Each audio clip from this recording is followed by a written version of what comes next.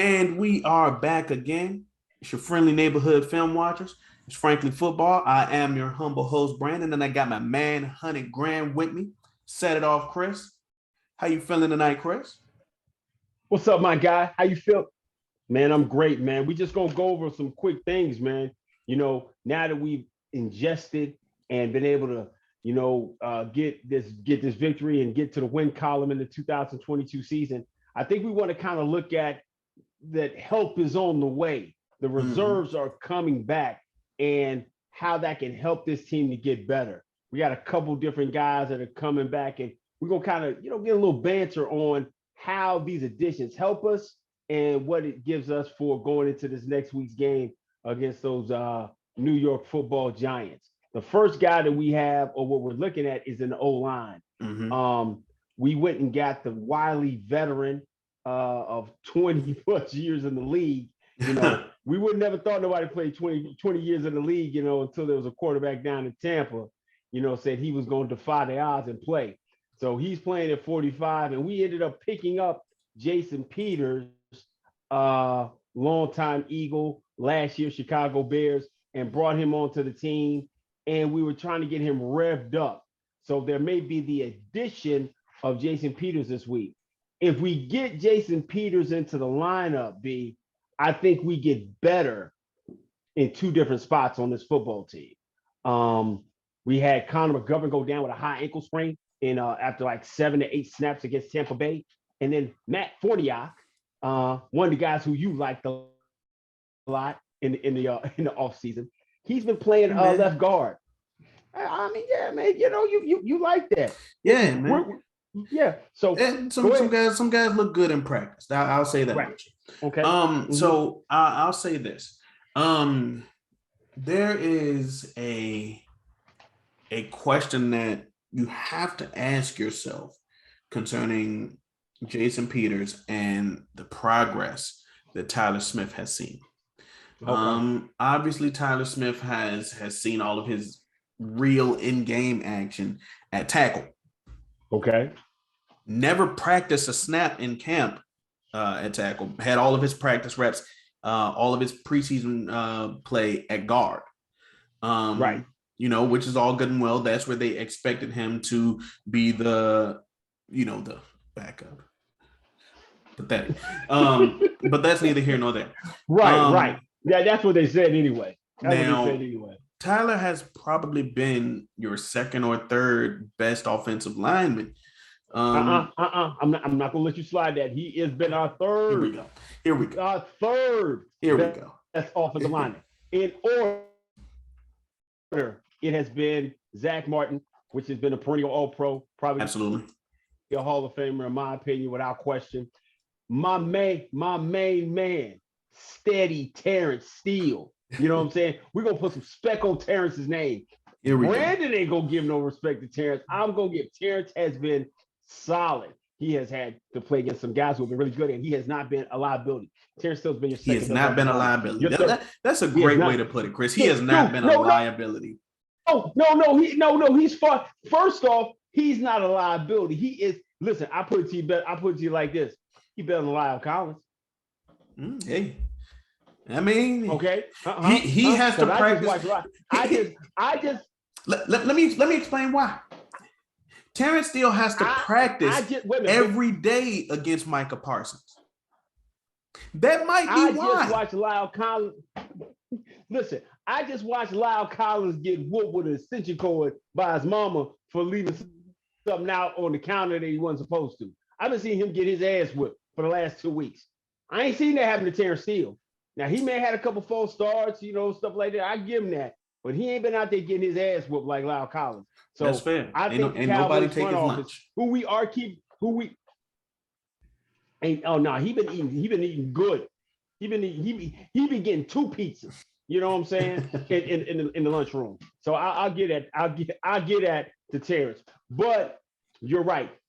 But going back to Tyler Smith. Smith has been our third best offensive lineman. He has not been great out there at left tackle.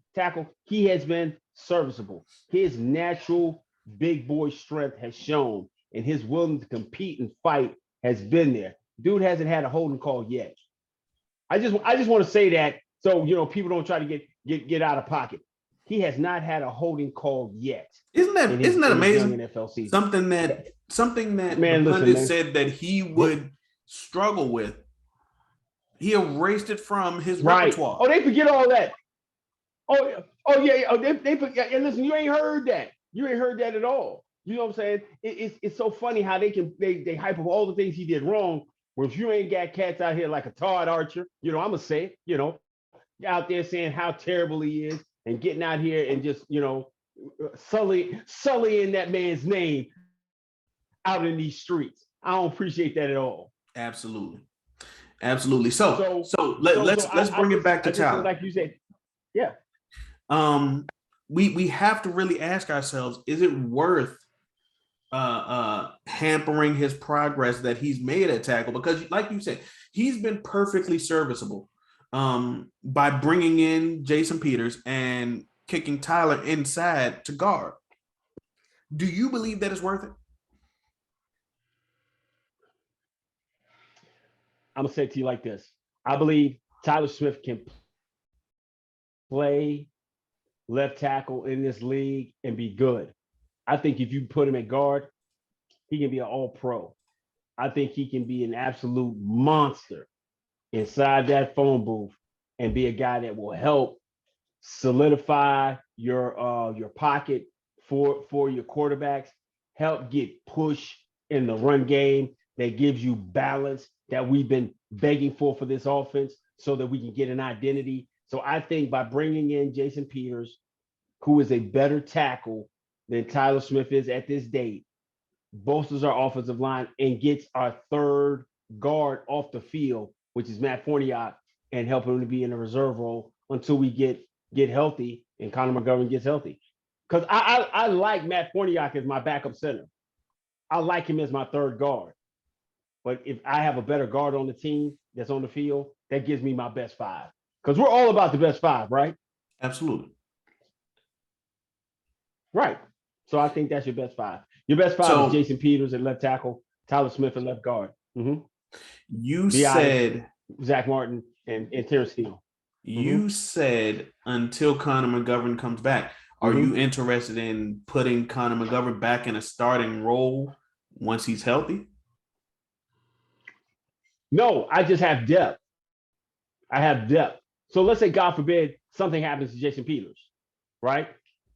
So let's say, God forbid, let me go cut a tree down real quick.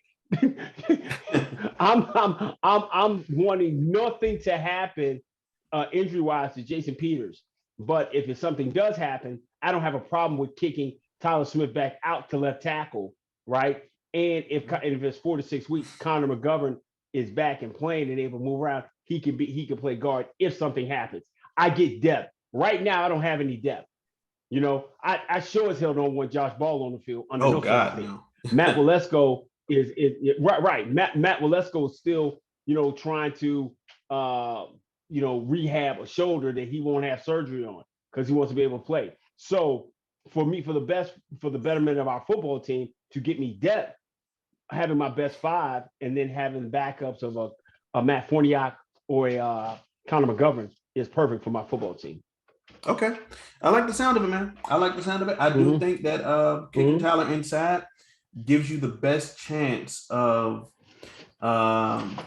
producing from power runs inside as well, and protecting your quarterback. So I'm with it, and I think that Tyler was probably one of the better run protecting O linemen in the draft as well. So I think that this is going to be an area where he can succeed if done correctly.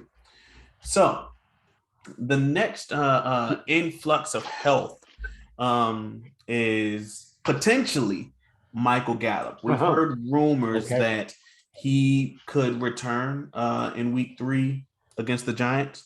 It would make sense seeing as how they didn't put him on injured reserve. It really wouldn't make sense for him to be inactive many games beyond this. If he weren't on IR. Okay. But how do you Okay. feel about Michael Gallup and how it affects this wide receiver room? Well, I think I've always said this.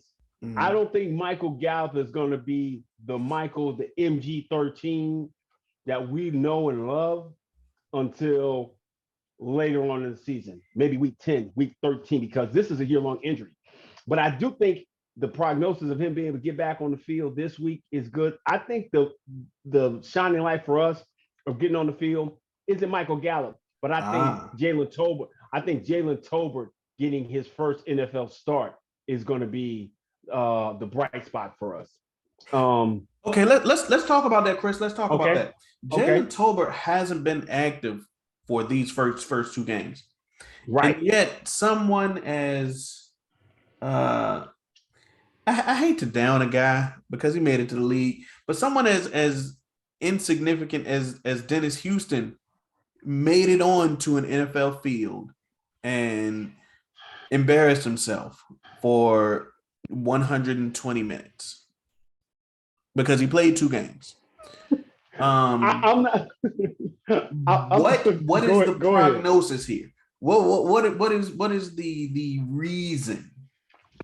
You know?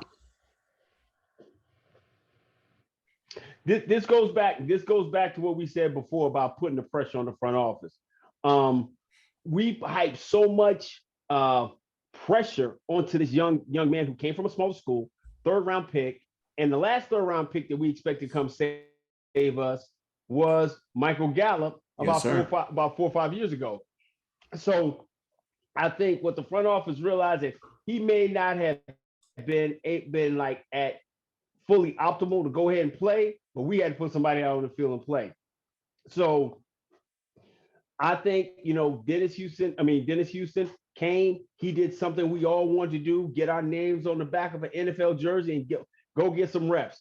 He realized that might not be his thing. Or if he comes back and goes to the practice squad, he may be able to be one of those guys we can keep. But I think the addition of Jalen Tolbert into the lineup and getting those reps will be able to stem the tide. I think CD's getting more and more confident. I think Noah Brown is serviceable to a point, and I think Jalen Tolbert will be able to help us out. And then that's where you're going to have to get smarter with your pieces, with using Turpin, getting Tolbert acclimated, getting Noah Brown a few more looks, and continue to press the ball and move CD into the point of being that number one receiver he is.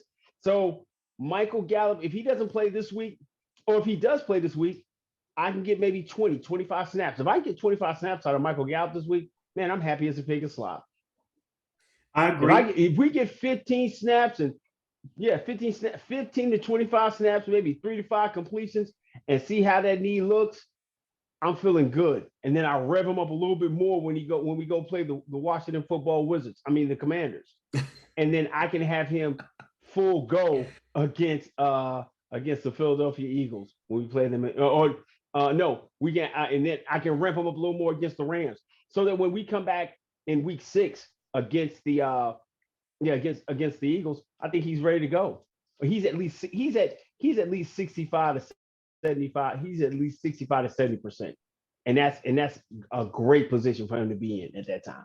Yeah, I agree. I think that a snap count is definitely the way to go because you don't want to rush a guy who's just coming back from a knee injury. Let him get acclimated. Have him in a Mm-hmm. low to medium pressure situation. Don't try to throw him in and really put the world on his shoulders. So yeah, put him in just enough to where you want him to feel comfortable, but not enough to where you need him. You know. But Right. it kind of sucks because the Cowboys receiver room is barren. They do need him, you know. So it's kind of it's a you're stuck, you know. You're stuck between a rock and a hard place. You need the influx of health.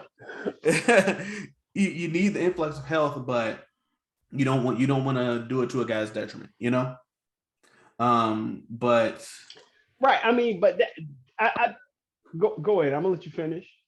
I think that this combined with the injury to Dalton Schultz, the next guy that I want to talk about, um, may kind of create more need for Noah Brown, pardon me, Michael Gallup, than what may be initially thought. Dalton Schultz was one of the guys that, you know, would have been thought to benefit from the lack of talent in the wide receiver room. Um, and just the general safety net that is the tight end position. Dalton Schultz has a PCL injury Mm-hmm. now, same injury that Zeke Elliott has. Well, had, Okay. excuse me. Um, Yeah. Mm-hmm. Two things. One, we could Okay. possibly see the emergence of Jake from State Farm Ferguson as a result of this. Okay. Okay. Big Jake. Big Jake. Big Jake. Absolutely. Okay. And I I think got that that. he will be a great benefactor of this. I think that Jake has the tools to succeed. Um, and again, against the Giants team that they do have injuries up front, may not be able to put all of the pressure on Cooper Rush that they would like to. I think that this would be a great situation for Ferguson to be in.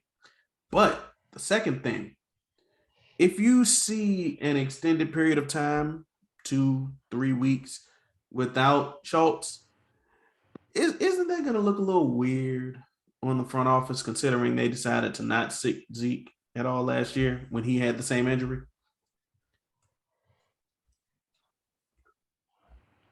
It's gonna be a yin and yang type situation. Mm-hmm. But going back to what you said, yes, Dalton Schultz with the PCL injury. It is a 4-week injury. Yes.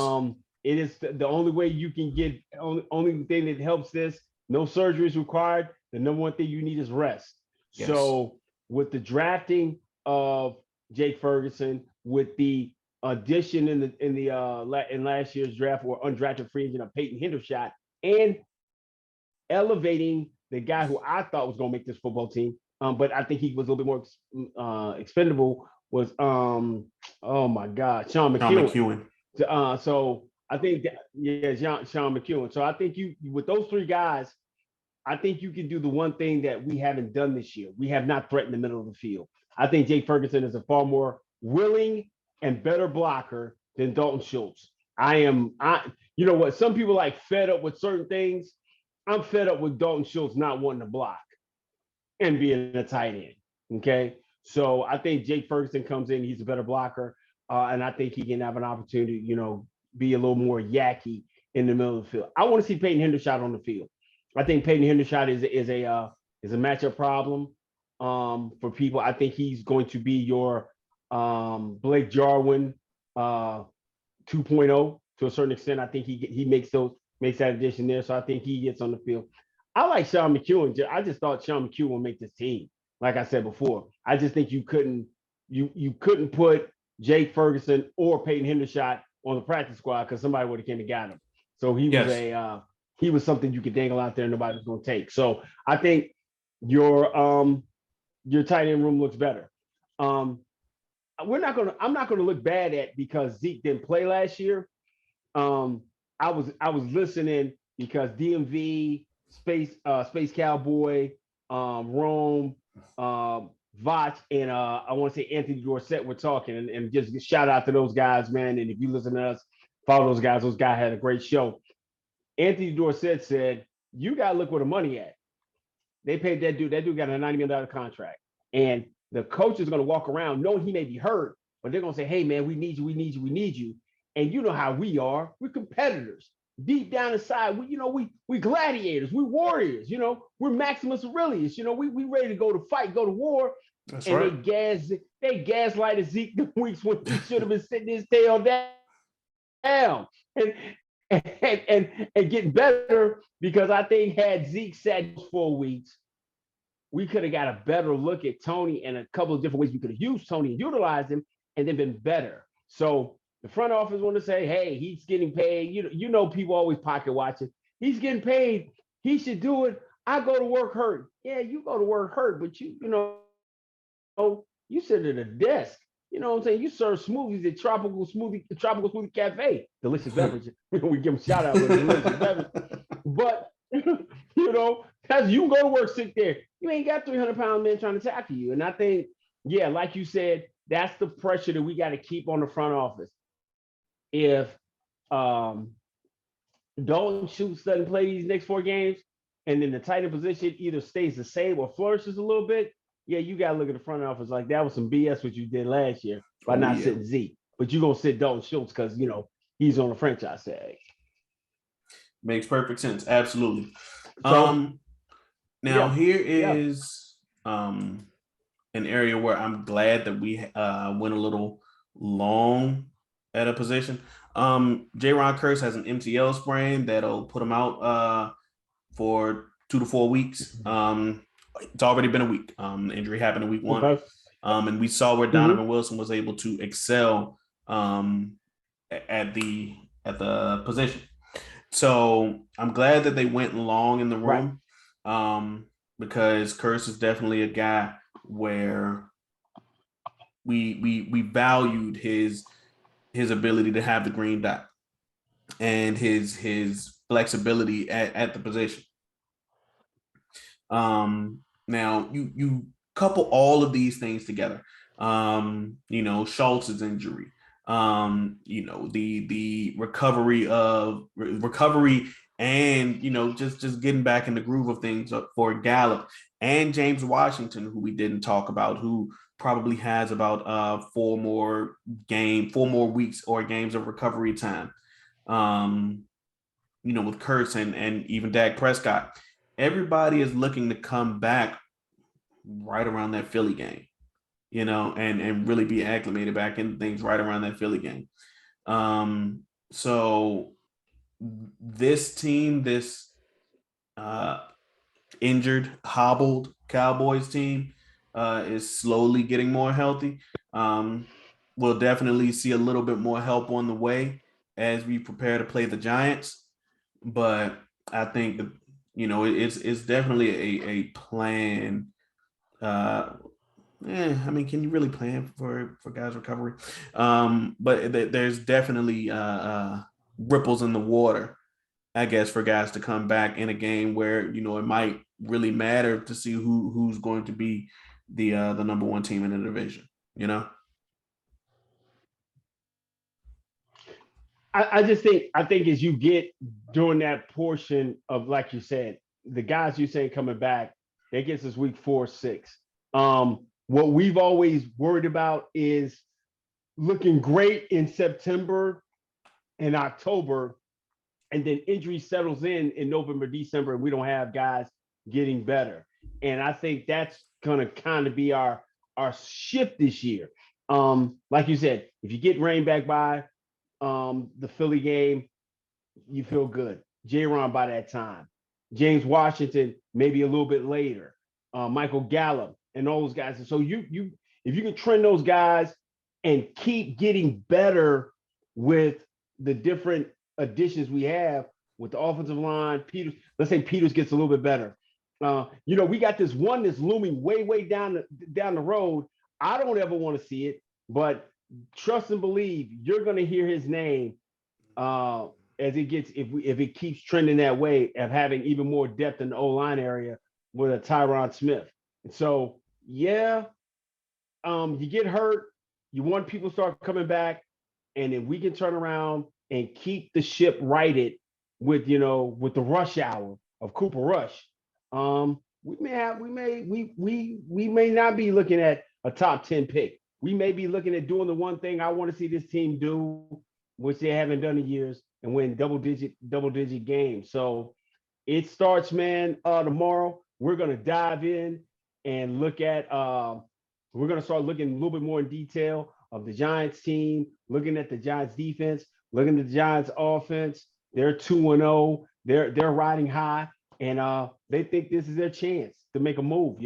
So we're gonna definitely do that and put some work in the lab and present it out here to you, the people who follow us at Frankly Football. So if you've been kicking with us this long, and been hanging out with us late, we want you to go and do one thing, man. Hit the like button. It's free currency out here in the YouTube algorithm, and it gets us an opportunity to reach more people. If you've been here this long, subscribe and share.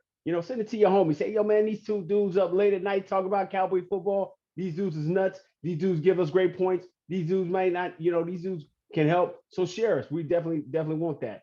And we also, if you got a comment, hit the comment, man. Yeah, we love to interact with you. We love to talk to you, man. Listen, man, I am the Robin, man, and that is the Batman, my main man, Brandon. And we together make up this thing called Frankly Football. And until next time, Peace.